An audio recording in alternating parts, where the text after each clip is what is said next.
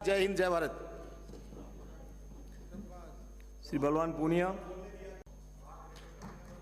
सभापति महोदय, राज्यपाल महोदय का 5वां अभिभाषण पिछले 4 साल में किए काम और भविष्य की सरकार की नीति का दस्तावेज। सभापति महोदय, मैं मेरे विधानसभा क्षेत्र की बात करूं तो पिछले 4 साल में हमने 39 स्कूल क्रमोन्नत करवाए। 30,622 बच्चे मेरी कॉन्स्टिट्यूंसी के सरकारी स्कूलों में पढ़ते। 9 अंग्रेजी माध्यम विद्यालय में सैकड़ों बच्चे अंग्रेजी बोलते। मेरे विधानसभा क्षेत्र में एग्रीकल्चर कॉलेज में 60 बच्चे बीएससी फर्स्ट ईयर में पढ़ रहे। मेरे विधानसभा क्षेत्र में आईटीआई में अभी तक 35 बच्चों का एडमिशन हुआ है। आईटीआई कॉलेज शुरू हो चुका है। मेरे विधानसभा क्षेत्र में 2021 के बजट में जो घोषणा हुई थी खाड़ा निर्माण की, 84 करोड़ रुपए की लागत से अमर सिंह ब्रांच सिद्धमुख नहर नोर फीडर के खाड़ा निर्माण हो रहे हैं। मेरे विधानसभा क्षेत्र में पिछली बार 2022 के बजट में जो भादरा से झांसल सड़क का निर्माण की घोषणा हुई थी, सड़क बनके तैयार हो गई। मार्च में हम लोकार्पण कर देंगे।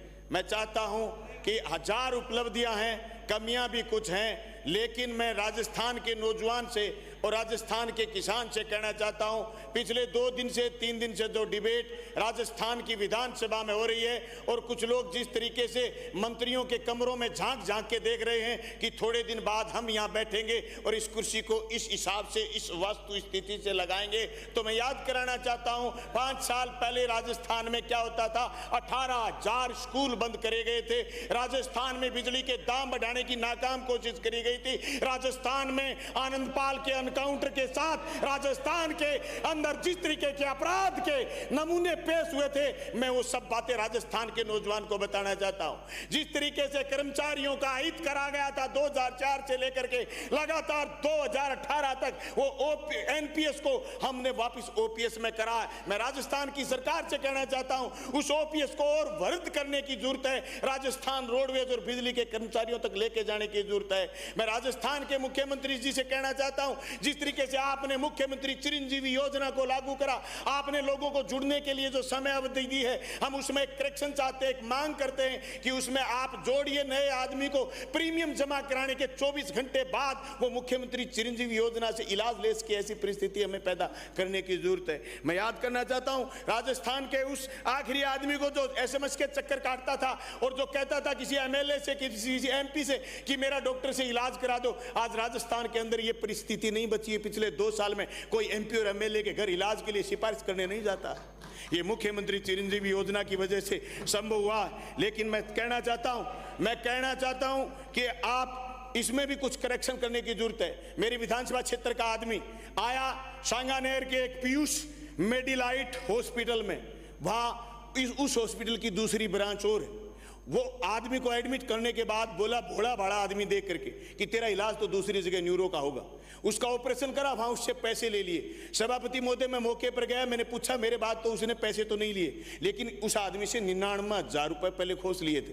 इस तरीके की जो कमियां हैं उनको दुरुस्त करते हुए मुख्यमंत्री चिरंजीवी योजना को आगे बढ़ाने की जरूरत है। मैं कहना चाहता हूं कि ये जो पिछले साल में फसलों में जो तबाही आई थी और फसल बीमा योजना, प्रधानमंत्री फसल बीमा योजना में पिछले 4 साल में मेरी विधानसभा क्षेत्र में काम हुआ है। सभापति महोदय, मेरे पूरे जिले में आप ताजुब करोगे 3400 करोड़ रुपए फसल बीमा क्लेम मिला और मेरी कॉन्स्टिट्यूशन में 1266 करोड़ रुपए फसल बीमा क्लेम मिला। 2021 में की खरीद में बीमा कंपनी के पेट में गुड़गुड़ी होनी शुरू हो गई। उसने बेईमानी करी और सैटेलाइट का केंद्र की सरकार से अधिसूचना में नाम डलवा लिया और सैटेलाइट से बीमा हनुमानगढ़ और चूरू में दिया। मैं मांग करता हूं सदन से, आपसे मांग करता हूं कि सैटेलाइट की दुकान बंद करवाइए, क्योंकि क्रॉप कटिंग एक आधार है बीमा का तय करने में, नुकसान तय करने में। क्रॉप कटिंग के आधार पर बीमा क्लेम दिलवाइए। मेरे पास 18 पटवार मंडलों के वो कागज जो को विटनेस है। मैंने मुख्यमंत्री जी को मैंने या कृषि मंत्री जी को और एसीएस कृषि को सबको कागज उपलब्ध करा दिए। मेरी मांग है कि 2021 की खरीफ का मूंग मोट का फसल बीमा क्लेम है वो सैटेलाइट की बजाय क्रॉप कटिंग से दिया जाए, न सिर्फ हनुमानगढ़ का बल्कि चूरू जिले का भी दिया जाए। मेरी ये भी मांग रहेगी कि ये जो कल चर्चा हुई थी सदन में और जो बात कर रहे थे टोल फ्री नंबरों की, मंत्री महोदय ने टोल फ्री नंबरों का ऐलान करा, सभापति महोदय कोई टोल फ्री नंबर कोई नहीं उठाता। इसलिए सिर्फ और सिर्फ राजस्थान सरकार के कृषि विभाग और राजस्व विभाग की टिप्पणियों पर भरोसा करते हुए जो अभी भारत सरकार ने एक लेटर जारी करा, ये लेटर की तारीख है मेरे पास 10 अक्टूबर 2022, जिसमें ये राठौड़ साहब को मैं समर्पित करता हूं ये लेटर कि आप भारत सरकार से संशोधन करवाइए। आप कह रहे थे एसडीआरएफ का पैसा 19,000 करोड़ रुपए पड़ा, इस लेटर ने ये कहा है कि आप एसडीआरएफ का जो पैसा खर्च करो उसमें फसल बीमा प्रीमियम का, प्रधानमंत्री फसल बीमा योजना का पैसा भी काट लेना। ये लेटर मैं आपको दे रहा हूं। आप भारत सरकार को कहिए कि एसडीआरएफ का पैसा एसडीआरएफ के हिसाब से दे, प्रधानमंत्री फसल बीमा योजना का पैसा मुआवजे के रूप में नहीं दे, क्षतिपूर्ति क्लेम के रूप में दे।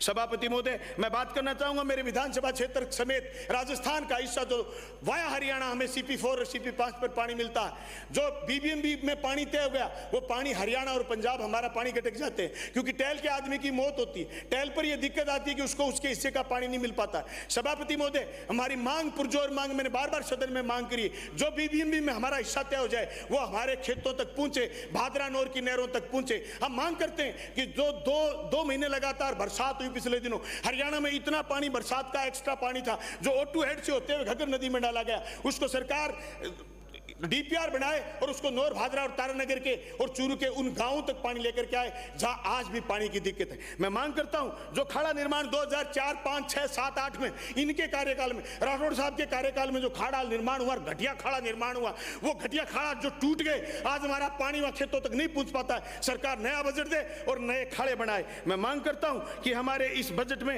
राजस्थान की सरकार इस बात की घोषणा करेगी। मैं मांग करना चाहता हूं कि सिंचाई विभाग में जो अभी चुनाव होते हैं, ये चुनाव किसान के विरोधी हैं, इसलिए सरकार चुनाव बंद करके मैट, चौकीदार, बैलदार की नियुक्ति करे और जयन खेत की नहर की रखवाली करते हैं। सभापति महोदय, जयन का काम तकनीकी काम है, उसका काम नहर की रखवाली करना नहीं है, इसलिए जयन से रखवाली करवाने की बजाय मैट, चौकीदार, बैलदार की नियुक्ति सरकार करेगी। मैं सामाजिक सुरक्षा के दायरे को विस्तृत करने की मांग करता हूं। विकलांगों की पेंशन जो पिछले दिनों मिल रही है इसको बढ़ा करके 5,000 रुपए करें और मैं ये चाहता हूं कि जिन के कर्मचारी बेटे और बेटियां हैं उनको जो सामाजिक सुरक्षा में पेंशन नहीं मिलती है, सरकार इसको ठीक से करे। उस पूंजीवादी युग में, इस भौतिकतावादी युग में सब बेटे और बेटियां एक से नहीं है जो माँ बाप की सेवा करते हैं, इसलिए सरकार सब वर्गों को उसकी पेंशन हाथ में ले। सभापति महोदय, मेरी थोड़ी सी बात बची है। फसल बीमा में फ्रॉड हुआ 2021 में, एसीडी में FIR दर्ज हुई, एसीडी में FIR दर्ज हुई, एसीडी ने काम कछुआ स्पीड से करा। ये बात तो सही है, एसीडी ने उनको थका लिया, लेकिन हम चाहते हैं जिन लोगों ने फसल बीमा में फ्रॉड करा, मलसीसर ग्राम सेवा सहकारी समिति में जो फ्रॉड हुआ, बोजला में जो फ्रॉड हुआ, उस फ्रॉड को आइडेंटिफाई करें। जिन लोगों ने फ्रॉड करा वो जेल की सलाखों के भीतर हो, ये एसीडी काम करेगी। मैं मेरी राजस्थानी भाषा की मान्यता की बात करते हुए ये बात कहना चाहूंगा, जो नौजवान ये कहते हैं कि दूसरे राज्यों के लोगों को आने से रोकिए, संवैधानिक मान्यता नहीं है इस बात की कि हम हिंदुस्तान के भीतर किसी दूसरे राज्य के लड़के लड़कियों को, युवाओं को यहाँ फार्म भरने से रोक सकते हैं, लेकिन हम राजस्थानी भाषा को मान्यता देकर के इस काम को आगे बढ़ा सकते हैं। जिस राज्य में जाते हैं उस राज्य की, वहां की भाषा हमारे राज्य के नौजवान को समझ में नहीं आती या वो पकड़ नहीं पाता, इसलिए राजस्थानी भाषा को मान्यता देने का काम करें, हमारे युवाओं को रोजगार का मौका मिलेगा। हमारे हर सिलेबस में राजस्थानी को डालने का प्रयास करें, चाहे वो बिजली विभाग का सिलेबस हो, चाहे वो दूसरे विभागों का सिलेबस हो। सभापति महोदय, मैं मेरी बात पूरी करते हुए ये बात कहना चाहता हूं कि राजस्थान में जिस तरीके की बातें चल रही हैं और मेरे बीजेपी के साथी ये बार बार गीत गा रहे हैं और नाच रहे हैं, खुशियां मना रहे हैं और ये कह रहे हैं कि देखो इधर क्या हो रहा है, तो मैं एक शेर के साथ मेरी बात संपन्न करना चाहता हूं। वो शेर है, अगर उल्फत इधर घनी है तो सवेरा रोशन इधर भी नहीं है। अगर उल्फत घनी है इधर तो सवेरा रोशन इधर नहीं है। अगर गहलोत सचिन की लड़ाई है तो राजीनामा भाजपा में कोई ज्यादा नहीं है।